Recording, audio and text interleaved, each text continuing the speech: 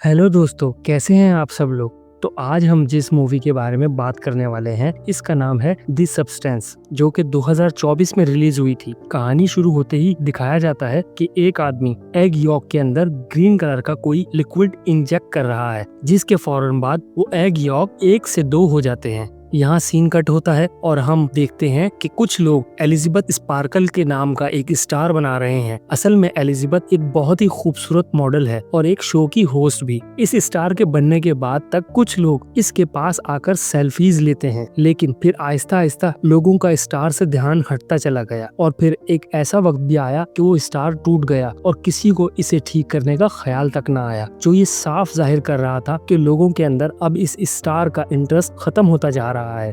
अगले सीन में हमें दिखाया जाता है कि दरअसल एलिजाबेथ स्पार्कल एक मॉडल है जिसकी आज 50वीं सालगिरह है। अब वो बूढ़ी हो चुकी है, लेकिन अभी तक वो इस शो को होस्ट कर रही है। एक दिन अपने शो की शूटिंग के बाद जब एलिजाबेथ वॉशरूम में जाने लगती है तो यहाँ इसे पता चलता है कि लेडीज वॉशरूम किसी वजह से बंद था, इसलिए वो मेल वॉशरूम में चली जाती है, जहाँ पर शो का डायरेक्टर भी आ जाता है। वो फोन पर किसी से बात करता है कि अब एलिजाबेथ पहले जैसी नहीं रही। एलिजाबेथ की वजह से जहाँ इन्हें पहले रेटिंग्स बहुत हाई मिलती थी, वहीं अब इनकी टीआरपीज गिरती जा रही है। मुझे अब एलिजाबेथ को रिप्लेस करना है, मुझे कोई नई जवान और खूबसूरत लड़की चाहिए अपनी शो के लिए। ये सुनकर एलिजाबेथ बुरी तरह टूट जाती है। उसे कल तक अपनी जिस खूबसूरती पर घमंड था वो आज खत्म हो गई थी। वो गौर से अपने आप को शीशे में काफी देर तक देखती रहती है, जहाँ अब बहुत सारी झुर्रियां आ गई थी। ढलती जवानी का उसे दुख तो था ही, लेकिन अब उसे एक दुख ये भी था कि इसे शो से निकाला जा रहा था।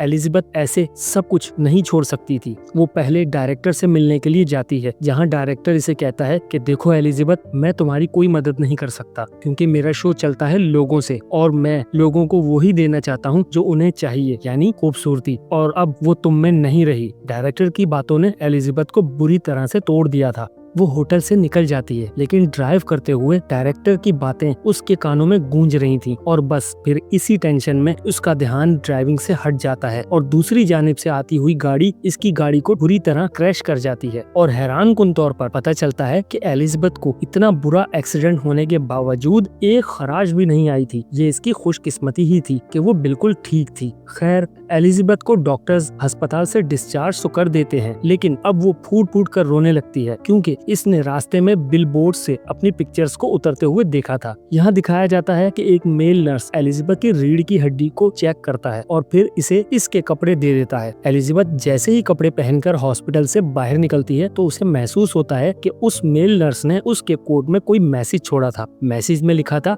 कि इसने मेरी जिंदगी बदल दी, और इसी के साथ एक यूएसबी ड्राइव भी मौजूद थी जिस पर लिखा था द सब्सटेंस। एलिजाबेथ घर आती है और आते ही इस ड्राइव को चलाती है, जिसमें इस द सब्सटेंस नाम के एक फ्लूइड के बारे में इंफॉर्मेशन दी जा रही थी। ये सब्सटेंस एक जादुई सब्सटेंस था और ये सब्सटेंस किसी भी बूढ़े इंसान को इसका नया और जवान वेरिएंट दे सकता है।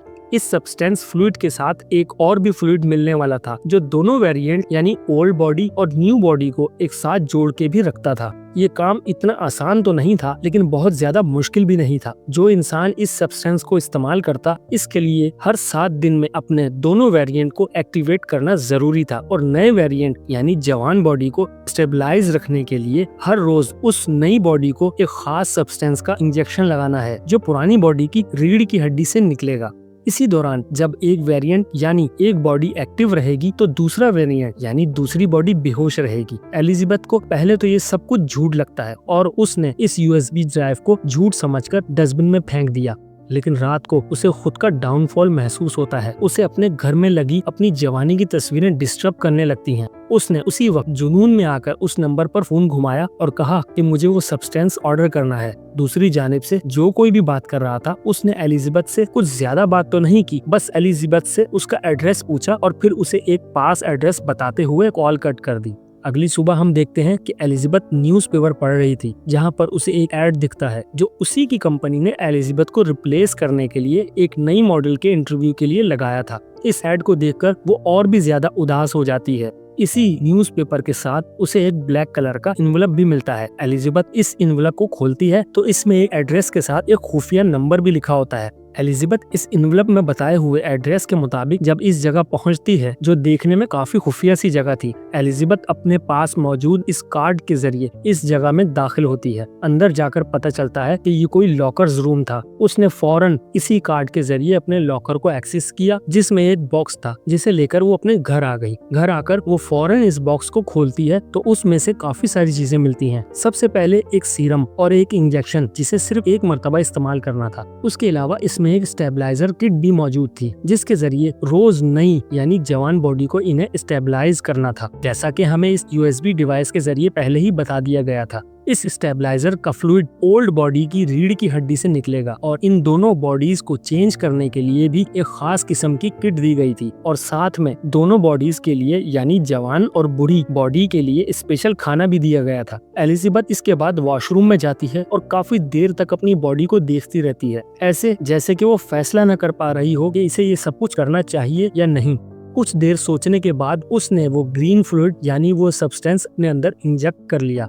इंजेक्शन लगाने के कुछ देर तक तो एलिजाबेथ को कुछ महसूस ना हुआ, लेकिन कुछ ही देर बाद उसे बहुत ज्यादा दर्द महसूस होता है, इतना कि उसकी आंखें फटने लगी। इसकी आंखों में हम उसके आई बॉल्स को डबल होते हुए साफ देख पाते हैं, और फिर अगले ही सेकंड इसकी कमर फटने लगती है, जहां से एक नई और जवान लड़की निकलकर बाहर आती है। ये एलिजाबेथ का नया वर्जन था, एक नई जवान बॉडी जो पिछली बॉडी के अंदर से निकली थी। एलिजाबेथ के इस नए वेरिएंट ने अपने आप को शीशे में देखा और काफी देर तक तो इसे यकीन ही नहीं आया कि जो सब्सटेंस इसने इस्तेमाल किया था वो सच में काम कर गया। वो इतनी खूबसूरत और जवान बन गई थी कि जैसा इसने सोचा भी नहीं था। काफी देर तक अपनी खूबसूरती देखने के बाद अब वो एलिजाबेथ के पुराने वर्जन यानी पुरानी बॉडी की कमर पर टांके लगाने लगती है, जिसे फाड़ कर वो अभी अभी बाहर निकली थी। इसके बाद वो अपनी पुरानी बॉडी को जिंदा रखने के लिए एक फूड बैग इसके साथ अटैच कर देती है, जो इस बॉक्स में साथ आया था। आज पूरी रात इसने अपनी खूबसूरती को एंजॉय किया। सुबह जब वो उठी तो इसके नाक से खून बह रहा था। ये देखकर वो बहुत परेशान हो गई। उसे याद आया कि उसे तो एक एक्टिवेटर किट भी दी गई थी और बताया गया था कि हर रोज नई बॉडी को यानी जवान बॉडी को एक्टिव रखने के लिए पुरानी बूढ़ी बॉडी की रीढ़ की हड्डी से उसे सब्सटेंस निकालकर अपने अंदर इंजेक्ट करना है। इसीलिए वो फौरन पुरानी बॉडी की रीढ़ की हड्डी से सब्सटेंस निकालकर खुद में इंजेक्ट कर लेती है, जिससे वो बिल्कुल नॉर्मल हो जाती है। इस नए वेरिएंट की खूबसूरती पहले से कहीं ज्यादा थी। वो फौरन से तैयार होती है और उसी शो के ऑडिशन के लिए जाती है जहाँ से इसे निकाल दिया गया था। वहाँ एलिजाबेथ की खूबसूरती देखकर सभी लोग दंग रह जाते हैं और डायरेक्टर भी फौरन इस नई एलिजाबेथ को सिलेक्ट कर लेता है। एलिजाबेथ यहाँ अपना नाम सू बता दी है। इंटरव्यू में सिलेक्ट होने के बाद सू को याद आता है कि उसे तो हर हफ्ते अपनी बॉडी चेंज करनी है, जिसके लिए वो बहाना बनाती है कि मेरी माँ बीमार रहती है, जिसकी वजह से मुझे हर हफ्ते अपनी माँ का ख्याल रखने के लिए गांव जाना पड़ता है। डायरेक्टर बिना कुछ सोचे समझे उसके हफ्ते में ये छुट्टियां लेने वाली शर्त भी मान जाता है और फाइनली सू को ये जॉब मिल जाती है और वो इस जॉब को बहुत एंजॉय कर रही थी। इस नई बॉडी से जो उसे खूबसूरती मिली थी उसे शो ऑफ करके इसने बहुत ही जल्द अपने बहुत सारे फॉलोअर्स बना लिए थे और देखते ही देखते उसके बिलबोर्ड्स और एड्स पूरे शहर में लगने लगे थे। इसी दौरान एलिजाबेथ को इस नई बॉडी में आए अब पूरे 6 दिन भी गुजर चुके थे और आज 7वां दिन था, यानी बॉडीज शिफ्ट करने का दिन। इसका मतलब था कि अब पूरे एक हफ्ते के लिए एलिजाबेथ का पुराना वर्जन यानी पुरानी बॉडी एक्टिव रहेगी। बॉडी शिफ्ट करने के बाद एलिजाबेथ अपनी नई बॉडी के साथ फूड बैग अटैच करती है और फिर अपने ऑफिस यानी अपने शो पर जाती है, जहां डायरेक्टर उसे उसके पैसों के बदले एक गिफ्ट देकर और उसकी काफी सारी बुराइयां करके उसे ऑफिस से निकाल देता है, जिसकी वजह से घर आकर वो बहुत ज्यादा मायूस हो जाती है। खैर अब अगला दिन आ जाता है। एलिजाबेथ को न्यूज़पेपर पढ़ते हुए उसी कंपनी का एक इन्वेलप मिलता है जहां से उसने वो सब्सटेंस लिया था। इस इन्वेलप के अंदर मैसेज था कि उसकी नई रिफिल किट आ चुकी है और एलिजाबेथ फौरन अपना कोट पहनकर वो किट ले आती है। अब 7 दिन पूरे हो जाते हैं और एलिजाबेथ सू में बदल जाती है, यानी वो अपनी नई बॉडी को एक्टिवेट कर लेती है। अब इस नई बॉडी ने तो दुनिया के सारे मजे लेने थे, ऐसे में वो कभी घर पर होती कभी ना होती, तो इसकी ये हकीकत किसी भी वक्त खुल सकती थी। इसलिए वो फैसला करती है कि वो अपने घर की ही एक दीवार तोड़कर एलिजाबेथ की पुरानी बॉडी को वहाँ पर छुपा कर रखेगी। लेकिन उसकी इस तोड़ फोड़ की वजह से इतना शोर हो रहा था कि उसके नेबर्स भी परेशान होने लगे। जबकि एक नेबर तो इस बारे में कंप्लेन करने गेट पर आया तो सू की खूबसूरती को देखकर वो कंप्लेन करना ही भूल गया। उल्टा सू से कहता है कि मेरी कोई मदद चाहिए हो तो मुझे जरूर याद करना, मैं यहाँ पास में ही रहता हूँ। लेकिन सू बहुत ही सीक्रेट काम कर रही थी, किसी की मदद उसे चाहिए ही नहीं थी, इसलिए इसीलिए बड़े नखरीले अंदाज में उसने अपने नेबर के मुंह पर ही दरवाजा बंद कर दिया और अंदर जाकर दोबारा अपने काम में लग गई और कई घंटे लगाकर वो अपना काम पूरा कर लेती है। यहाँ उसने अपने घर के अंदर ही एक खुफिया कमरा बना लिया था जिसके अंदर इसने एलिजाबेथ की पुरानी बॉडी छुपा दी। अब क्योंकि एलिजाबेथ की जगह सू ने ले ली थी और सू मशहूर होने वाली थी, इसलिए उसने एलिजाबेथ की सारी जवानी की फोटोज भी इसी के साथ छुपा दी।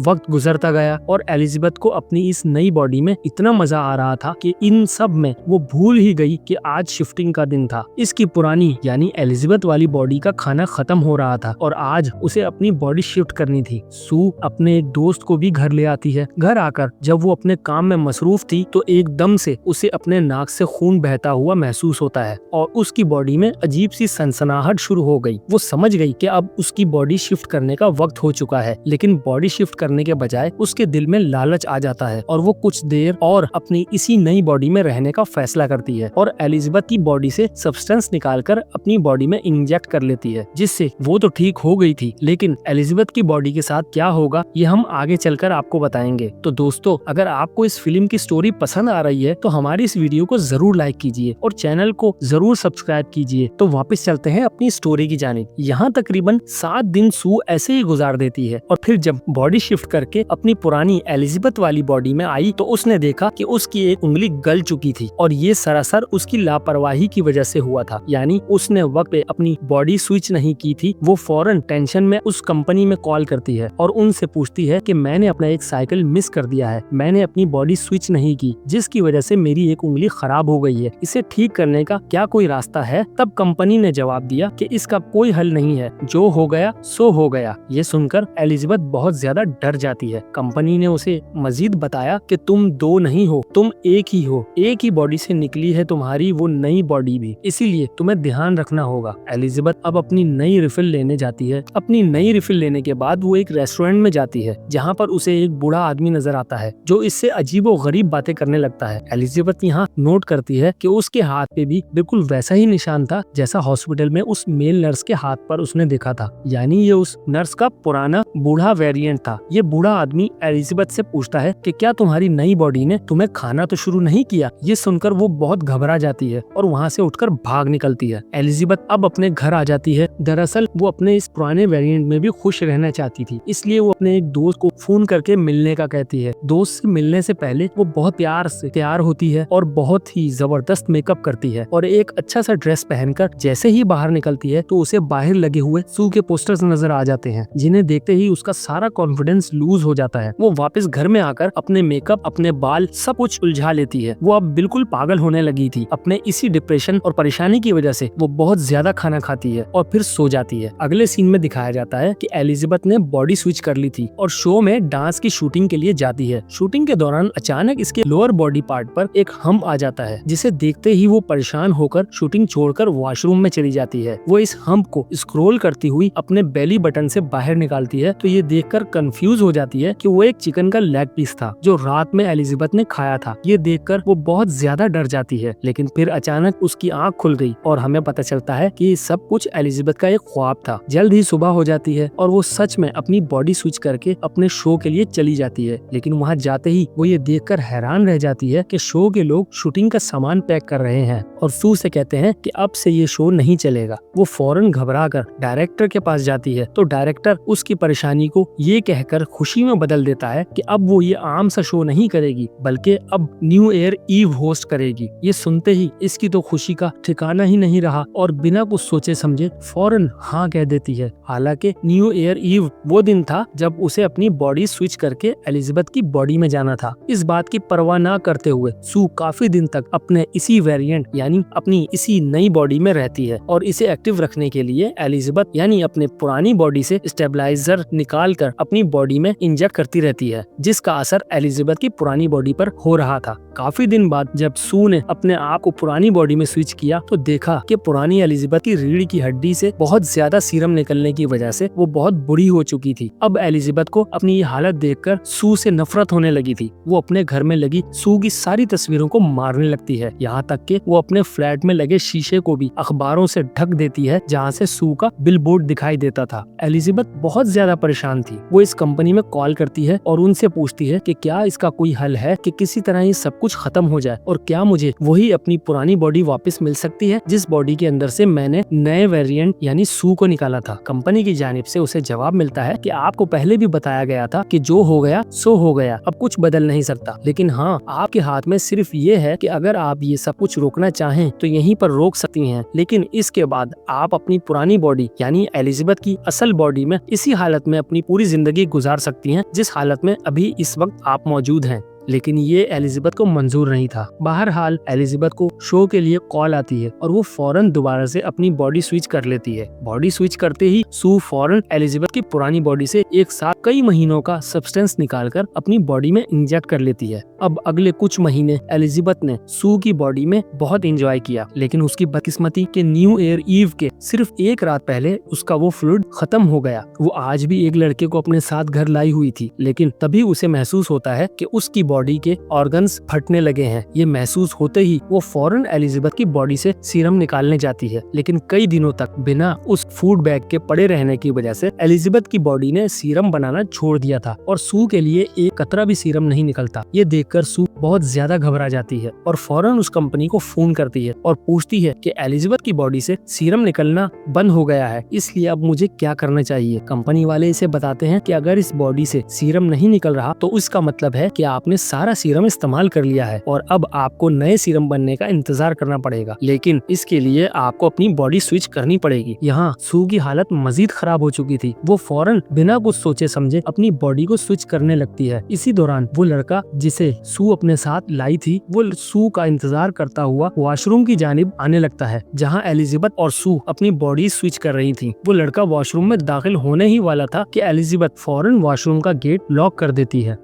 एक खौफनाक भयानक मंजर हमारे सामने था। एलिजाबेथ अब इतनी ज्यादा बुरी हो चुकी थी कि इसके सर के बाल भी झड़ चुके थे। यही नहीं बल्कि इसकी हालत बहुत ज्यादा खराब हो चुकी थी, जिसकी वजह से अब इसके लिए चलना फिरना भी मुश्किल हो चुका था। वो अपने आप को शीशे में देखती है और बहुत ज्यादा घबरा जाती है। उसे कुछ समझ नहीं आ रहा होता। वो फौरन कंपनी को कॉल मिलाती है और कहती है कि उसे अब ये सब कुछ यहीं पर रोकना है। कंपनी वाले भी उसकी बात मान जाते हैं और इस बार वो उसे टर्मिनेशन सब्सटेंस ले जाने को कहते हैं। एलिजाबेथ की ये बॉडी बहुत ज्यादा भयानक दिख रही थी। वो जितनी कोशिश कर सकती थी उसने अपनी पूरी जान लगाकर अपनी बॉडी को कपड़ों में छुपाकर किसी तरह वो टर्मिनेशन सब्सटेंस लेने पहुंच जाती है। सब्सटेंस घर लाने के बाद वो इसको सू की बॉडी में इंजेक्ट करने ही वाली होती है। उसे कंपनी की जानिब से कही हुई बात याद आ जाती है कि अगर आपने एक बार टर्मिनेशन इंजेक्ट कर लिया तो फिर उम्र भर उसी बॉडी और सूरत में रहना पड़ेगा जिसमें इस वक्त अभी आप मौजूद हो। इन्हीं ख्यालों में वो ये टर्मिनेशन सब्सटेंस सू की बॉडी में इंजेक्ट नहीं करती, लेकिन अगले ही लम्हे वो अपने आप को शीशे में देखती है तो उसे अपनी हालत देखकर सू पर बहुत गुस्सा आता है, क्योंकि उसकी हालत की जिम्मेदार वो सू ही थी जो वक्त रहते एलिजाबेथ की बॉडी को स्विच नहीं करती थी और इसकी रीढ़ की हड्डी से भी सारा सब्सटेंस निकाल लिया था। वो गुस्से में इस टर्मिनेशन सब्सटेंस को सू की बॉडी में इंजेक्ट कर देती है, लेकिन अभी आधा सीरम ही इंजेक्ट होता है कि अचानक एलिजाबेथ को याद आता है कि अभी तो उसे एक बहुत बड़ा शो भी होस्ट करना है और आने वाले दिनों में उसे अवार्ड्स भी मिलने हैं। उसे अपने लिए अभी लोगों की तालियां भी सुननी थी जैसे पहले उसके लिए लोग बचाया करते थे। इसी लालच में वो बकिया सीरम सू की बॉडी में इंजेक्ट नहीं करती और वहीं रुक जाती है और सू को उठाने लगती है। काफी देर तक उसे जगाने की कोशिशों के बावजूद भी जब सू नहीं जागती तो वो बॉडीज स्विच करने का सोचती है, लेकिन जब बॉडीज भी किसी तरह स्विच ना हो सकी तो एलिजाबेथ अपनी रीढ़ की हड्डी से एक्टिवेटर निकालकर सू को लगा देती है, जिससे सू फौरन एक्टिवेट हो जाती है। अब एक ही वक्त में दोनों वेरिएंट एक्टिवेट हो गए थे। एक्टिवेट होते ही जब सू देखती है कि एलिजाबेथ उसे टर्मिनेट करने वाली थी तो उसे बहुत गुस्सा आता है और अपने गुस्से को कंट्रोल किए बिना वो उस बूढ़ी और कमजोर एलिजाबेथ को बहुत मारती है। वो एलिजाबेथ को इतना मारती है कि बेचारी कमजोर और लाचार एलिजाबेथ मर जाती है। उसे मारने के बाद सू को एहसास होता है कि उसने ये बहुत बड़ी गलती कर दी थी, क्योंकि उसे खुद को जिंदा रखने के लिए एलिजाबेथ की बॉडी से जो सब्सटेंस मिल रहा था वो अब कभी नहीं मिल पाएगा। बहरहाल अब इसका न्यू ईयर के प्रोग्राम की शूटिंग का वक्त हो चुका था तो वो जल्दी से तैयार होकर अपने प्रोग्राम के लिए चली जाती है, जहाँ जाते ही क्राउड उसे बहुत गर्मजोशी से वेलकम करता है और जाहिर है उसे ये सब कुछ बहुत अच्छा लग रहा था। लेकिन तभी अचानक उसे अपनी बॉडी में कुछ बहुत अजीब महसूस होने लगा। उसकी नाक से खून आने लगा और वो घबराकर वॉशरूम में चली जाती है। वहाँ जाकर वो जैसे ही अपना मुंह खोलती है तो उसी वक्त इसके दांत भी टूटकर गिर जाते हैं। वो फौरन हाथ लगाकर देखने ही लगती है कि उसी वक्त उसके मजीद दांत भी गिरने लगते हैं और अब उसे एहसास होता है कि असली एलिजाबेथ के मरने की वजह से अब उसकी सारी बॉडी बिल्कुल खोखली हो चुकी है। अगर उसे मजीद जिंदा रहना है तो उसे फौरन इस एक्टिवेटर सीरम की जरूरत थी। वो उसी वक्त अपने घर की जानिब निकल पड़ती है, लेकिन वो अभी लिफ्ट में ही होती है कि उसका एक नाखून उंगली से निकल जाता है। यही नहीं बल्कि एक कान भी कटकर गिर जाता है। वो बहुत बुरी तरह डर जाती है कि इसी दौरान एक और आदमी भी लिफ्ट में आ जाता है। वो सू को देखकर उसकी तारीफ करने लग जाता है, लेकिन यहाँ सू किसी तरह अपनी घबराहट और डर को छुपाए खामोशी से सर झुकाए खड़ी रहती है। वो बिल्कुल ऐसे महसूस करवाती है कि जैसे कुछ हुआ ही ना हो। खैर वो किसी तरह वहाँ से निकलकर जल्दी से अपने घर पहुँचती है। घर आते ही सू एक्टिवेटर सीरम लगा लेती है, लेकिन इस सीरम से उसे कुछ नहीं होता। उसे फौरन याद आता है उसके पास तो वो सब्सटेंस भी रखा है जो उसे बस एक ही मर्तबा इस्तेमाल करना था। वो बिना कुछ सोचे समझे उसी वक्त उस सब्सटेंस को अपने अंदर इंजेक्ट कर लेती है। सब्सटेंस अपनी बॉडी में इंजेक्ट होते ही उसे बहुत दर्द होने लगता है और बिल्कुल पहले की तरह इसकी बॉडी पीछे कमर से फटती है और अंदर से सू और एलिजाबेथ का मिला जुला अजीब सा वेरिएंट बाहर निकल आता है। वो देखने में किसी भयानक खौफनाक मॉन्स्टर जैसा था। सू अब एक हाइब्रिड बन चुकी थी। उसकी दिमागी हालत इतनी खराब हो जाती है कि उसे ये बिल्कुल भी एहसास नहीं हो पाता कि वो अब क्या बन गई है और वो अब दुनिया के सामने जा भी सकती है या नहीं। वो अपने इस भयानक और खौफनाक चेहरे पर ही एलिजाबेथ की तस्वीर लगाकर शो में चली जाती है। वो किसी तरह माइक तक पहुंच तो जाती है, लेकिन जैसे ही कुछ कहने लगती है तो इसके चेहरे से एलिजाबेथ का फोटो गिर जाता है और सबको इसका भयानक खौफनाक और हाइब्रिड चेहरा दिख जाता है। ये देखने में बहुत ही वाहियात लग रहा था। सभी लोग उससे डरने लगते हैं और घबराहट में उससे दूर भागने लगते हैं। इसी दौरान एक आदमी बेसबॉल बैट ले आता है और एलिजाबेथ के मुंह पर जोरदार वार करता है, जिससे उसका मुंह कट कर बिखर जाता है और इधर उधर गिर जाता है और उसकी बॉडी से निकले खून से पूरा स्टूडियो लहूलुहान हो जाता है। स्टूडियो में आए तमाम लोग इस मॉन्स्टर को देखकर वहां से भाग चुके होते हैं और एलिजाबेथ की बॉडी अजीबोगरीब टुकड़ों में डिवाइड होकर किसी कीड़े की तरह रेंगते हुए वहां से बाहर निकल आती है और उसी स्टार तक पहुंच जाती है जो फिल्म के शुरू में हमें दिखाया गया था। एलिजाबेथ की पूरी बॉडी खत्म हो चुकी थी और बस अब उसका चेहरा ही अजीब हालत में उस स्टार के ऊपर लेटा हुआ था और आसमान की जानिब देखता हुआ मुस्कुरा रहा था कि अचानक से वो भी फट जाता है और अब इस जगह सिर्फ इसका खून ही रह जाता है और फिर अगली सुबह सफाई करने वाले उसे भी साफ कर देते हैं और ये फिल्म यहीं पर खत्म हो जाती है। तो दोस्तों, आपको इस फिल्म से क्या सबक मिला? यही ना कि कुछ भी हमेशा के लिए नहीं होता। ये दुनिया की चकाचौंध महज आर्जी है। लोग आपके साथ सिर्फ तब तक जुड़े रहते हैं जब तक आपका सितारा चमक रहा होता है। ये वीडियो आपको कैसी लगी कमेंट सेक्शन में अपनी राय जरूर दीजिएगा। शुक्रिया।